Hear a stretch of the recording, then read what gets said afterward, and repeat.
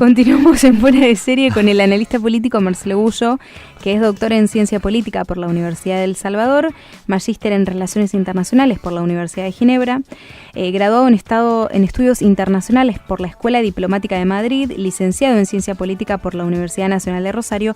Además es discípulo del politólogo brasileño Helio Jaguaribe y del sociólogo y teólogo uruguayo Alberto Mentol Ferré. Además, es asesor en materia de relaciones internacionales de la Federación Latinoamericana de Trabajadores de la Educación y la Cultura. ¿Qué tal, Marcelo? Un gusto saludarlo. El gusto es mío. Buenos días. ¿Cómo anda? ¿Bien? Bien, muy bien. Gracias por estar en Fuera de Serie, Marcelo. Baltasar Schubert lo saluda, un gusto también, Bueno, muchas gracias. Marcelo, le queremos preguntar porque no es al primero al que le oímos o le leemos decir que en Argentina falta un poco de patriotismo, de nacionalismo. La semana pasada César Litvin nos decía algo muy similar también. ¿Por qué no logramos hacer como hizo, por ejemplo, Brasil, cuya clase política antepuso, digamos, sus necesidades particulares, sus intenciones y sus intereses y unificó criterios apoyando decisiones en pos de mejorar el país, de empezar a salir de esta crisis en la que está Brasil? ¿Qué nos pasa a nosotros que no logramos algo así? Bueno, la verdad que la pregunta valdría bien una conferencia, ¿no? Porque tiene sus raíces en la historia argentina. La historia argentina está marcada por hechos dramáticos, ¿no es cierto?, que impidieron la construcción de una unidad nacional en distintos momentos de la historia, y que luego, cuando esos intentos de unidad nacional, de construir un país poderoso, un país justo para todos, fueron derrocados, se ha tergiversado la historia de forma tal que los villanos aparecen como héroes y los héroes aparecen los villanos aparecen como héroes y los héroes como villanos. Si uno tuviese que preguntarse uno de esos momentos axiales, por ejemplo, podemos ver que el 3 de febrero de 1852, ¿no es cierto?, se produce un hito fundamental en Argentina cuando se produce la batalla de Caseros, ¿no es cierto?, cuando Urquiza, pagado por fuerzas extranjeras, viendo los hilos de Gran Bretaña, pero poniendo la cara al Brasil, tira abajo el gobierno de Juan Manuel de Rosas. Es decir, tendríamos que hacer una larga disquisición histórica para rastrear esto, se entiende, que reiteradamente la Argentina ha tratado de hacer. En el año 73, con la vuelta del general Perón a Argentina, parecía que se alcanzaba la unidad nacional, un consenso muy profundo sobre la necesidad de una Argentina industrial. Se habían abrazado dos grandes adversarios como había sido Perón y Balbín. Había una gran reconciliación y esto otra vez fue boicoteado por izquierda, por la ultraizquierda y por la ultraderecha, y se desembocó, ¿no es cierto?, en el sangriento golpe de Estado del 76. Así nosotros venimos a los tumbos reiteradamente en la historia, y esos tumbos han hecho, entre otras cosas, que nosotros no podamos consolidar una unidad nacional. Y después, la otra cosa que habría que decir, poniéndose el corazón en la mano, es que Perón tenía razón cuando dijo en el 73 que lo que estaba vestido en Argentina era el hombre, es decir, el hombre argentino hoy está profundamente golpeado, y la dirigencia, golpeado, como quiero decir que golpeado, quiero decir que se ha turbado en los valores esenciales, es decir, se acostumbra el hombre argentino desgraciadamente a la corrupción, a la falta de valores, y la clase dirigente nace de ahí, ¿cierto? Y entonces, como la clase dirigente nace de ahí, es la expresión de lo que hoy, lamentablemente, debido a los distintos golpes profundos que hemos sufrido, muy dolorosos, se ha producido en el pueblo argentino, ¿no? Marcelo, está claro, cuando usted habla sobre el desarrollo de las naciones, hace referencia a una insubordinación fundante, que es sacarse de encima la subordinación cultural e ideológica de la época y darle impulso a decisiones estatales. La pregunta es, ¿por qué Argentina, teniéndolo todo, digamos, no logra y diríamos que hasta se incrementan alarmantes niveles de pobreza? ¿Y qué pasa que ningún gobierno ha logrado un sentido más equitativo? Bueno, nosotros teniéndolos todos, esa es la gran pregunta, ¿no? Porque teniéndolo todo no somos nada. Teniéndolo todo nosotros no somos nada.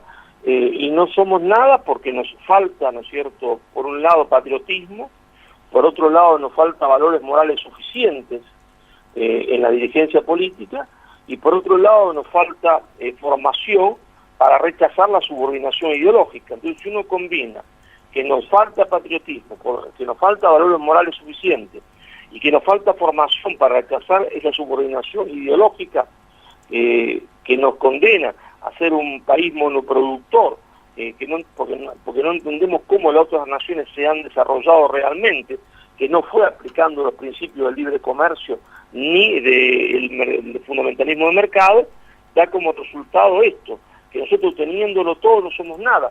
Pero esto es muy grave porque la Argentina sufre un proceso de degradación continua. No es que estamos estancados en el tiempo. Estar estancado en el tiempo sería una cosa. Ahora, lo de Argentina es mucho más grave. Argentina sufre un proceso de degradación económica, ¿no es cierto?, de degradación social y de degradación moral, en todos los órdenes, hasta en el trato entre las personas. Cada vez nos tratamos peor entre nosotros. Más violencia en las calles, más insultos entre las familias. Entonces esto es realmente conforma una situación francamente alarmante. Y como digo, insisto en esto, nos falta patriotismo, nos falta valores morales suficientes para no caer en la corrupción, nos falta, ¿no es cierto?, formación, para detectar la subordinación ideológica, que son a veces difíciles de detectar porque la oligarquía mundial va cambiando en el tiempo también su forma de dominación. Y entonces hoy tiene dos brazos, el brazo derecho, que es el liberalismo, el fundamentalismo de mercado y el libre comercio, y el brazo izquierdo, que es el progresismo, que destruye, ¿no es cierto?, los valores de identidad y los valores de identidad que tiene un pueblo, y sin valores no se construye nada. Bien. Y en ese charco nosotros nos encontramos hoy. Tal cual. Nos llevaba recién a ese plano internacional que decía, en ese sentido, trayéndolo un poco más para Latinoamérica, ¿cuál le parece que es la clave para un cambio en Latinoamérica? ¿Cómo ve el futuro de Sudamérica como bloque, del Mercosur, en más o menos los próximos 20, 25 años? Bueno, el cambio pasa por realizar una insubordinación fundante, es decir, por rechazar las ideologías de dominación que vienen de los centros hegemónicos del poder mundial. Hoy el gran centro hegemónico del poder mundial está constituido no por un Estado, sino por el capital financiero internacional, que yo denomino oligarquía financiera internacional. ¿Por qué lo denomino oligarquía financiera internacional y no simplemente capital financiero internacional? Porque evidentemente coordinan tácitamente, aunque esto no se haga de forma expresa, ni haya una reunión ni nada que se le parezca, sus acciones, y porque emana de ellos un conjunto de ideologías que subordina, se entiende, a todos los pueblos del mundo. Entonces, no habrá solución en América del Sur hasta que nosotros logremos realizar una insubordinación fundante que rechace por igual al brazo derecho de la oligarquía financiera mundial, que es el neoliberalismo, y al brazo izquierdo, que es el progresismo. Cuando logremos hacer esto, habremos realizado nuestra insubordinación fundante, que esta vez no podrá ser, para que sea exitosa, solamente argentina, solamente brasileña, o solamente peruana, o solamente venezolana, sino que deberá ser de la América del Sur en su conjunto, porque será la única forma de constituir un bloque lo suficientemente poderoso para aguantar las presiones externas que conlleva realizar un proceso de insubordinación fundante. Entonces, ahí está, creo, en resumida cuenta, la clave de interpretación de lo que nos pasa y de lo que tenemos que hacer. Ajá, es decir, que tendremos que hacer una unificación, un nacionalismo, un patriotismo, pero a nivel Mercosur, no, más allá de los individualismos de cada país. A nivel continental, a nivel de la América del Sur, ¿no es cierto? Aquello que Manuel Ugarte en su momento llamaba, ¿no es cierto?, la patria grande, que fue él el que inventó esa terminología. Ese es el camino que nosotros tenemos que recorrer. Es un camino difícil, ¿cierto?, porque rechazar la ideología de dominación no es fácil, porque esta ideología de dominación se hace en carne, ¿no es cierto?, en las instituciones universitarias, se transmiten en los medios masivos de comunicación y uno llega a creer en estas cosas, ¿no es cierto? Pero, insisto, es decir, por un lado el liberalismo destruye las bases materiales de la Argentina, las bases materiales del poder de la Argentina, nos hace pobres, nos hace dependientes, crea miseria, y por otro lado el progresismo, al crear la relatividad de los valores, destruye las bases espirituales de la Argentina. Todo da igual, nada es verdad, entonces hay posverdad, y si hay posverdad nada vale la pena, por nada vale la pena luchar, y entonces nos degradamos espiritualmente. Nos degradamos por un lado materialmente y por otro lado nos degradamos espiritualmente. No hay solución sin el rechazo de estas dos ideologías de dominación, sin un movimiento político nuevo, que seguramente surgirá en un momento determinado de la historia de la Argentina, que rechace estas dos ideologías, de izquierda y de derecha por igual, y comienza a transitar el camino de una insubordinación fundante. Marcelo, en esta cuestión de la hermandad de los países y mirando América del Sur y sobre todo Brasil como principal socio de la Argentina en el Mercosur, ¿cree que Bolsonaro va a influir de alguna manera en Macri en materia de políticas de desarrollo regional? No, Bolsonaro no va a influir en Macri en absoluto, primero porque no le interesa, ¿no es cierto?, influir en Macri, y segundo porque Macri en realidad es un gerente de la Argentina, no es un presidente de la Argentina. Macri es un gerente de la Argentina, puesto, se entiende ahí, por la oligarquía financiera internacional, y él cumple a rajatabla los mandatos que vienen de afuera. A él le dicen apertura indiscriminada de la economía y él hace apertura indiscriminada de la economía, por más que eso arruine la industria nacional y condene a la Argentina a la pobreza. A él le dice, cuando viene Obama y después cuando viene Lagarde, para recibir plata del fondo tenés que aplicar ideología de género, y él la aplica. Él no tiene ideas propias. Es mucho creer eso. Él nada más es un gerente, no un presidente.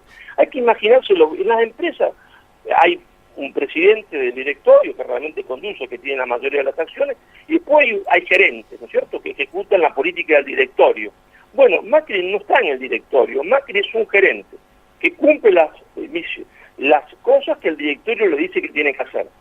Creer demasiado en Macri, darle la categoría de presidente de la nación.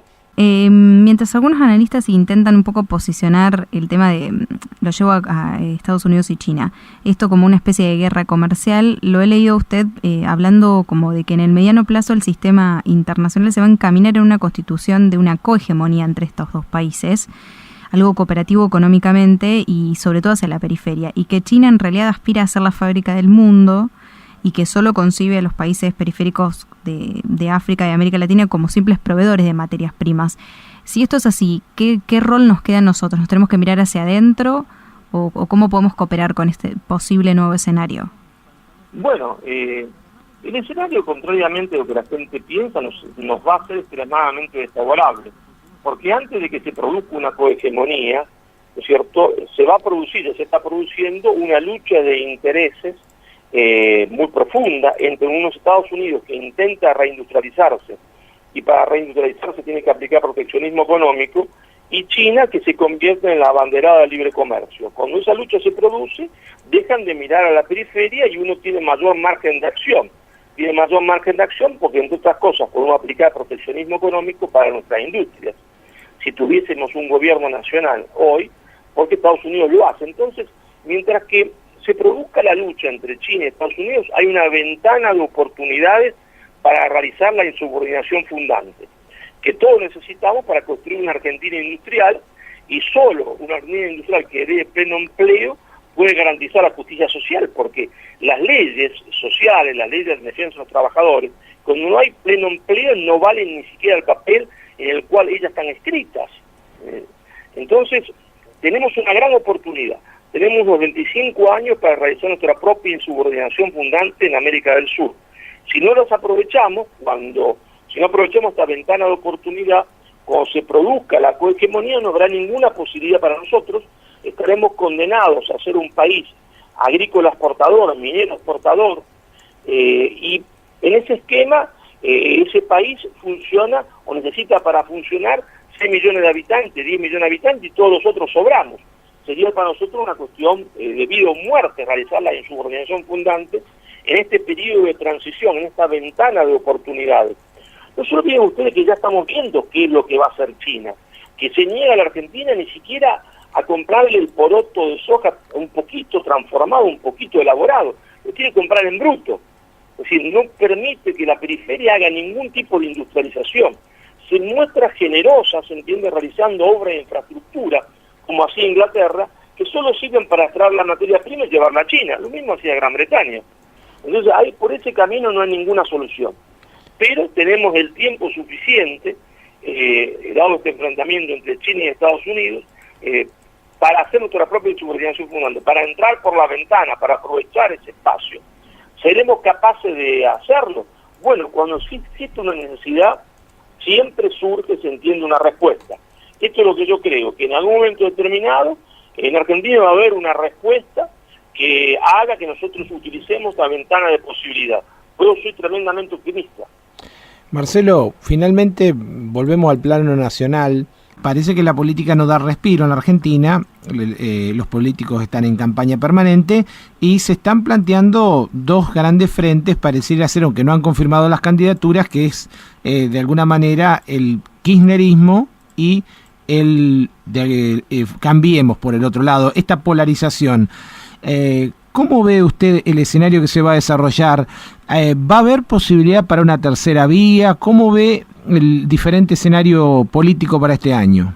No, yo no soy un experto en la política interna de Argentina, de la naturaleza, en la política electoral, quiero decir, para poder dar un juicio certero al respecto.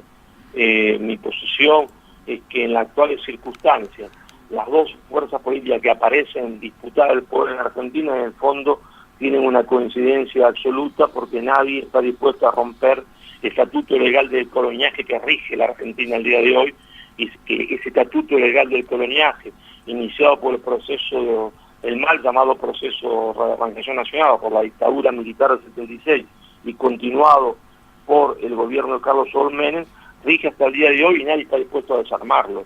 Ese estatuto legal del coloniaje tiene como base fundamental la ley de minería, la ley de puertos, la ley de minería que permite que la Argentina sea saqueada absolutamente de sus riquezas porque se comen las montañas, se las llevan a Vancouver, y de ahí el lobo nos dice cuánta oveja se comió, nos dice cuánta tonelada de oro había por tonelada de barro que se envió.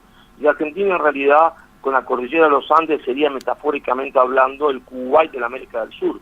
No lo somos porque permitimos que nos roben, ¿cierto?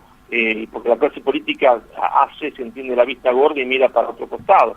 Por otro lado, con la ley de puertos, todo el mundo lo sabe, los que estamos a la orilla del río Paraná, esto no es ningún secreto para nadie, que todos los productores medianos y grandes exportan el 40% de la soja en negro, y eso porque las compañías multinacionales la compran en negro, porque son las dueñas de los puertos y exportan esto en negro. El Estado no tiene ningún control en estos puertos, ni de lo que sale ni de lo que entra, porque es por los puertos, esto como los puertos que están en Rosario, que se introduce la droga en la Argentina.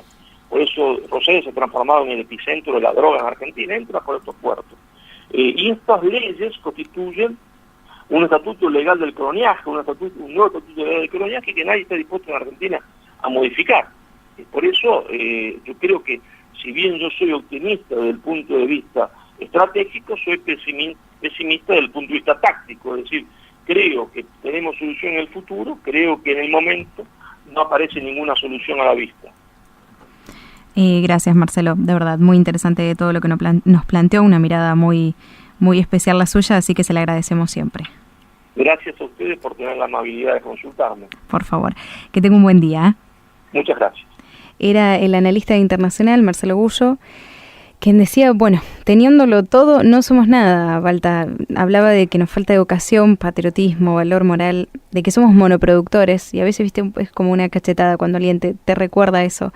Y nos decía también, la Argentina no está estancada en el tiempo, sino que sufre un proceso de degradación económica, social y moral continua, que no estamos en el pasado, sino que seguimos degradándonos, y bueno, que algo tenemos que hacer. Sobre todo, él dice, tenemos que unirnos a nuestros países hermanos y reforzar el Mercosur para crecer como región.